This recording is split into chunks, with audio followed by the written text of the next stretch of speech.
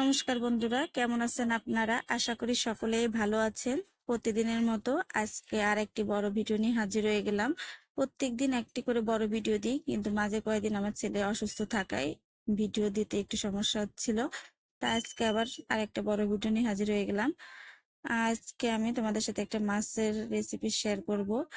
নৌসি মাছ রান্না করেছিলাম, সেই রান্নাটাই তোমাদের সাথে শেয়ার করছি। এখানে আমি 3 পিস নৌসি মাছ নিয়ে নিয়েছি, আর সাথে 2 পিস কাতল মাছ নিয়ে নিয়েছি। আমার ছেলেরা ছোট মাছ খেতে পারে না, তাদের জন্য 2 পিস কাতল মাছ নিয়েছি। এখানে নিয়েছি জিরা, তেজপাতা, হলুদ, লবণ, আর জিরে বাটা, আদা বাটা, আর এখানে হলো গরম মশলা বেটে রেখেছি। চলো এখন আমি মাছে লবণ হলুদ মাখিয়ে নেব। তার জন্য লবণ দিয়ে দিলাম, হলুদ। এখন মাছটা ভালো করে মাখিয়ে নেব। এদিকে আমি কড়াইয়ে তেল দিয়েছিলাম, তেলটা গরম হয়ে গেছে। এখন মাছগুলো দিয়ে দিচ্ছি। মাছগুলো আমি বেশি ভাজবো না, কারণ আজকে মাছগুলো আনছি একেবারে তাজা ছিল। এজন্য মাছগুলো আমি এপিট ওপিট করে কোনো রকম ভেজে নেব।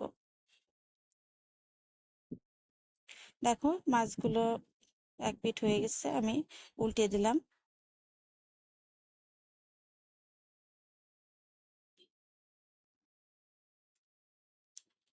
এবার আমি মাছগুলো উঠিয়ে নিচ্ছি।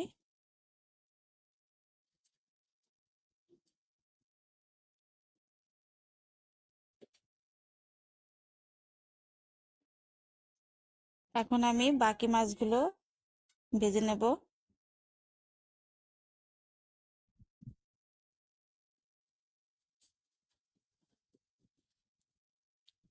আমার ছেলেরা ছোট মাছ খেতে পারে না, মাছে অনেক কাটা ছোট মাছে। এজন্য ওদের জন্য কাতলা মাছ নিয়েছি 2 পিস। এই মাছটাও ভাজা হয়ে গেছে, আমিও তুলে নিলাম। এখন আমি কড়াই আবার একটু তেল দিয়ে দিলাম। তেল গরম হয়ে গেছে, এখন আমি জিরে তেজপাতা দিয়ে দিলাম। জিরে তেজপাতাটা একটু ভেজে নিচ্ছি। এখন আমি আদা বাটা, জিরা বাটা, হলুদ, কাঁচামরিচ, এবার মশলাটা ভালো করে কষিয়ে নেব। মশলা থেকে দেখো তেল বেরিয়ে এসেছে।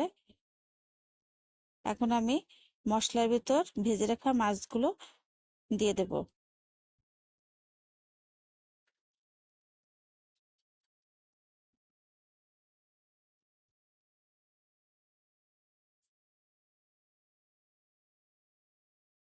মশলার সাথে মাছগুলো ভালো করে নেড়েচেড়ে মিশিয়ে নেব।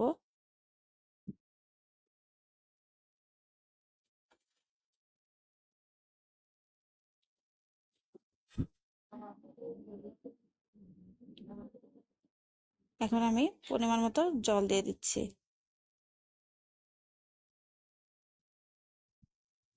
তোমরা এই মাছটাকে কে কি নামে জানো আমাকে কমেন্ট করে জানাবে। আমাদের বোয়ালমারের এদিকে এই মাছটাকে নৌসি মাছ বলে। এদিকে আমার মাছের ঝোলটা ফুটে উঠেছে, ঝোলও অনেকটা গাঢ় হয়ে এসেছে। আর একটু জাল দিয়ে আমি মাছটা নামিয়ে নেব। এ পর্যায়ে আমি গরম মশলা বাটা ছিল সেটা দিয়ে দিলাম। দেখো অনেকটাই ঝোল কমে গেছে। এখন আমি মাছটা চুলা থেকে নামিয়ে নেব। দেখো বন্ধুরা, দেখতে কিন্তু অসাধারণ হয়েছে, আবার খেতেও কিন্তু খুব ভালো হয়েছিল। আজ এ পর্যন্তই। আমার ভিডিওটি যদি আপনাদের ভালো লেগে থাকে তাহলে লাইক, কমেন্ট এবং শেয়ার করে আমার পাশে থাকবে। ধন্যবাদ সবাইকে।